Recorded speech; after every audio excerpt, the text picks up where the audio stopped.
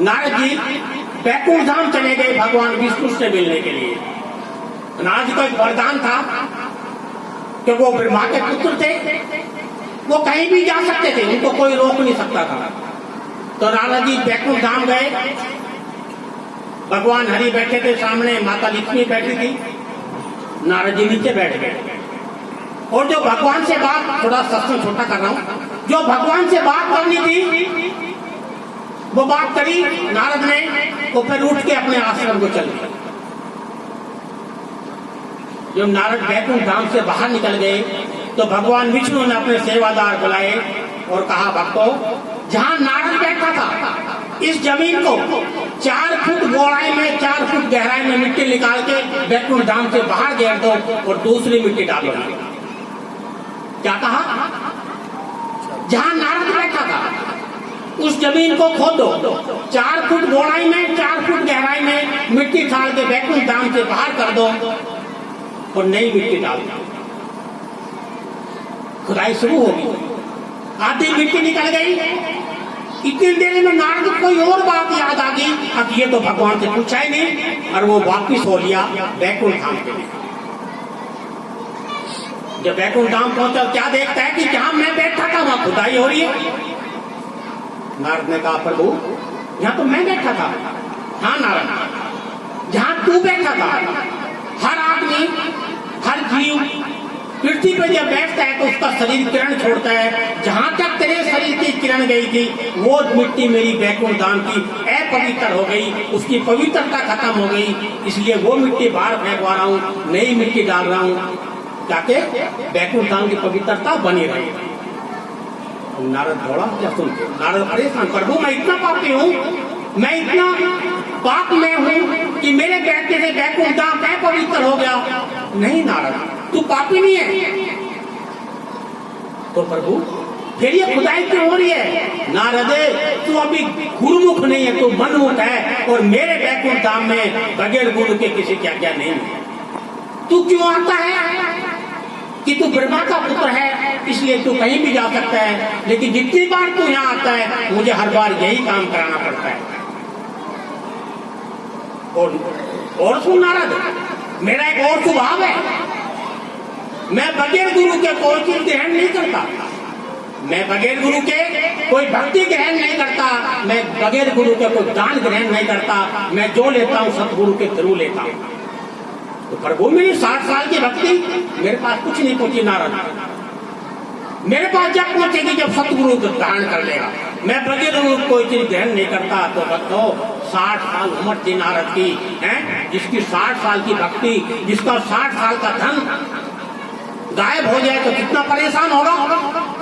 अगर हमारे 100 रुपए पड़ जाए तो हम देखेंगे, तुम कई घंटे देखेंगे 100 रुपए पड़ गए, उसकी 60 साल की भक्ति गई। नारद रोने लगे, प्रभु ऐसा मत कर, मेरा 60 साल की भक्ति का सवाल है। नारद, जो रहेगी उसको संभाल ले, जो गई उसको भूल जा, नहीं तो जैसा था वैसा भी नहीं रहेगा। क्या कहा? जो उम्र बच गई उसको संभाल ले, गुरु धारण कर ले, जो निकल गई छोड़ दे, अगर उसका उपयोग करेगा तो ये भी निकल जाएगी। बहुत परेशान हो है नारद। प्रभु अब ये और बना दे, गुरु किसको बनाओ? नारद ने पूछा विष्णु भगवान से, प्रभु ये और बता दे गुरु किसको बनाऊं? नारद, अपने घर जा और सुबह जब उठ के चले, जो पहला इंसान मिल जाए उसको गुरु धारण कर लेना, वो तेरा बेड़ा पार कर। गुरु को पहले घरों में लैट्रिन बाथरूम नहीं होती थी, बाहर जाते थे दिशा मैदान के लिए, जंगलों में, खेतों में। नारद अपने आश्रम गया रोता हुआ, कोई खाना नहीं खाया, रात को नींद भी नहीं आई। सुबह लोटा भरा दिशा मैदान के लिए निकले तो संत महापुरुष 4 बजे 3 बजे ब्रह्म मुहूर्त में खड़े हो जाते हैं। जब गया, जब कोई नहीं मिला, लेकिन जब वापस आया तो एक झिमर जा रहा था मछली पकड़ने के लिए। झिमर एक कास्ट होती है, झिमर एक जात होती है। झिमर अपने कंधे पे घेर के मछली पकड़ने का जाल, और घरवाले ने रोटी पानी बांधा था, वो लेके जा रहा था जहाज जोड़ के अगर समझते हो जोड़ पोखर को तो सारे खेत काम के ही हैं। पंजाबी में समझाना पड़ता है, आपको सब समझदार है। पंजाबी जोड़ नहीं समझते।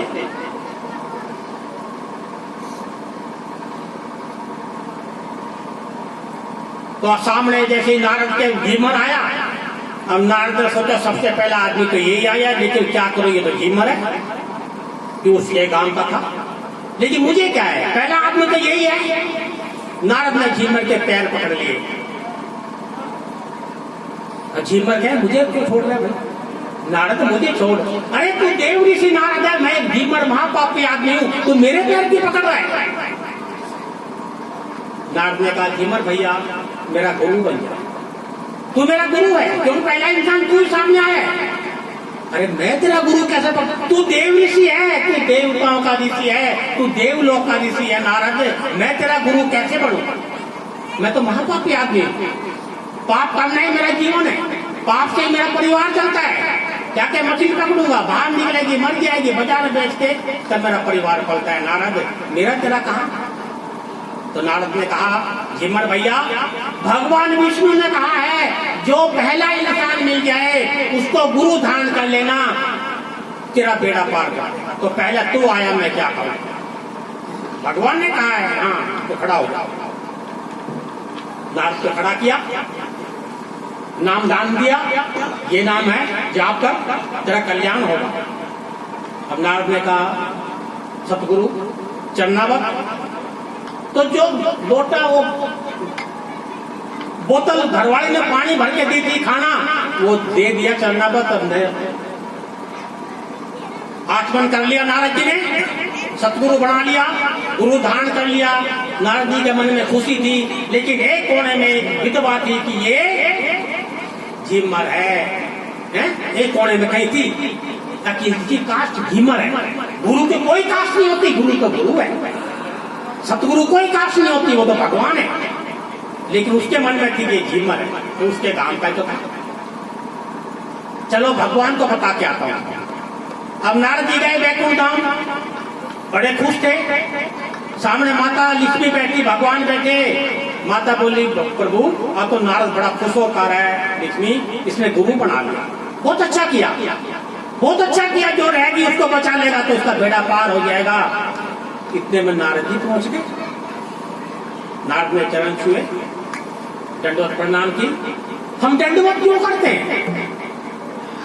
लंबा लेट के दंडवत क्यों करते हैं? ताकि हमारे सिर पे जो बोझ जो टेंशन है वो गुरु के चरणों में जाके खत्म हो जाती है और हम पाक हो जाते हैं। इसलिए हम लोग दंडवत करते हैं अपने गुरु घर जाके। जब नारद जी उठे तो भगवान ने कहा नारद बहुत खुश है प्रभु, मैंने गुरु बना लिया, मैंने गुरु धारण कर लिया। नारद बहुत अच्छा किया, जो रहेगी उसको बचा ले नारद, तेरा बेड़ा पार हो जाएगा, तेरा सतगुरु तुझे भवसागर पार कर देगा। पर पढ़ाया कौन? कौन है तेरा गुरु? अब नारद ने कहा प्रभु गुरु तो बना लिया, पर वो रुक जा नारद, क्या कहना चाहता है? पर गुरु के नाम से पहले पर गुरु पे विश्वास नहीं है, गुरु पे भरोसा नहीं है, चल अब 84 लाख में घूम जा।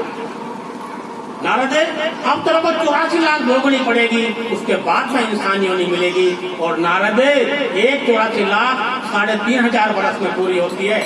अब तू 4 नीच योनियों में भ्रमण कर। नारद रोए चिल्लाए, प्रभु से दया मांगे, माता से दया मांगे। ऋषि बोली नारद तेने अपने गुरु के नाम से पहले कर लगा दिया, तेरे को अपने गुरु पे भरोसा नहीं है, तेरे को गुरु पे विश्वास नहीं है, तो 84 लाख तो भोगनी पड़ेगी नारद। क्यों? ये गुरु तो है, ये सतगुरु तो है जो प्रभु की रूठी हुई रूहों को उससे मिलाते हैं। अब यहाँ आप बैठे हो तो गुरुमुखी हो ना, परमात्मा का सत्संग सुन रहे हो, तुम्हारी आत्मा तृप्त हो रही है, तुम्हारी आत्मा परमात्मा जुड़ रही है। अब वाकई में भगवान सत्य है, गुरु सत्य है, तो ये सब गुरु बताते हैं। तो नारद 84 लाख तो भोगनी पड़ी। बहुत गिड़गिड़ाए नारद, बहुत पैर जोड़े, हाथ जोड़े, भगवान नहीं माने। आखिरी भगवान ने कहा नारद अपने गुरु के पास ही जा, अपने गुरु के पास ही जा, वही तुझे इस विपदा से निकाल सकता है, लेकिन किसी के पावर नहीं तुझे निकाल दे। जा आपने भाग गया अपने गुरु के पास।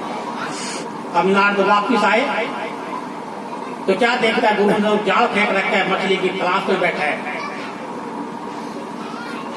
नारद पैर पकड़े रोए, गुरु जी मुझे बचा, सतगुरु मुझे बचा, भगवान मुझे बचा।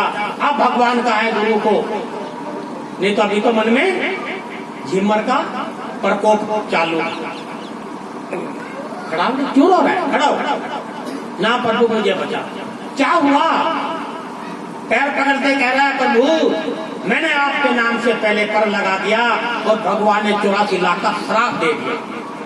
84 लाख हो क्या, उसके बाद में इंसानियों नहीं मिलेगी। और इतनी बात है, खड़ा हो। क्या कहा उस झिमर ने? इतनी बात है, खड़ा हो। नारद तो देव ऋषि नारद था, 60 साल भगवान की नारायण नारायण करते तब मुझे भक्ति करिए, उसको नहीं मालूम इस कड़ी से कैसे बाहर निकल जाएगा। और एक हिम्मत क्या कह रहा है, बस इतनी बात है, खड़ा हो। नारद हाथ जोड़ खड़ा हो गया, हाँ पर दोबारा जा बैठो धाम। नारद कह रहा है, कौन कह रहा है? गुरु कह रहा है नारद से, जा दोबारा बैठो धाम और भगवान से कह मैं 84 लाख भोगने को तैयार हूं प्रभु, क्योंकि मैंने अपराध किया है, मैंने गुनाह किया है, मैंने पाप किया है। लेकिन प्रभु एक प्रार्थना है, मैंने 60 साल भक्ति करी आपको, प्रभु एक काम कर दे, 84 लाख का नक्शा बना दे। 84 लाख नक्शा, नक्शा मीन कहाँ कौन कौन सी आत्मा है, कहाँ कौन सी कुंड है, कहाँ कौन कौन सी योनि है, सारी 84 लाख बता दे, प्रभु मैं भोगूंगा। तो वहां माता लिखी बैठी होगी। कौन कह रहा है? झिमर बता रहा है उसको। जो झिमर गुरु, वहां माता लिखी बैठी होगी, वो एकदम बीच में बोलेगी, प्रभु तेरा परम भगत है, बना दे, ये तो काम कर दे प्रभु, तेरी बड़ी दया होगी। और जब भगवान उसको बना दे, 84 लाख बनकर तैयार हो जाए, अपने कपड़े काटना, कच्चे कच्चे मोटे गुड़मुड़ करके उधर जाना, 84 लाख को ऊपर से, और गुड़मुड़ करके इधर जाना। तीसरी बार जाएगा तो भगवान पकड़ लेंगे, पागल हो गया क्या, क्यों घूम रहा है? फिर कहना प्रभु ये 84 लाख भी तेरी बनाई और है, और वो भी तेरी बनाई और है, मेरी पूरी होनी, क्योंकि मेरे गुरु ने कहा है, जा भाग जा।